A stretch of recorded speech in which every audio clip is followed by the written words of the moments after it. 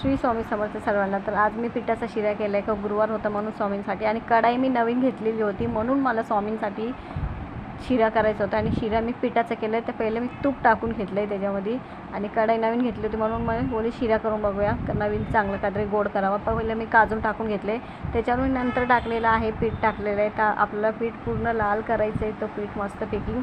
आणि हा शिरा आहे गुजराती पद्धतीचा शिरा आहे. का मी गुजराती म्हणून मला हा शिरा माझ्या पप्पाने शिकवलेला आहे, म्हणून मी हा शिरा नेहमी करत राहते आणि मला खूप आवडतो हा शिरा म्हणून मी करते. तुम्ही पण नक्की ट्राय करा.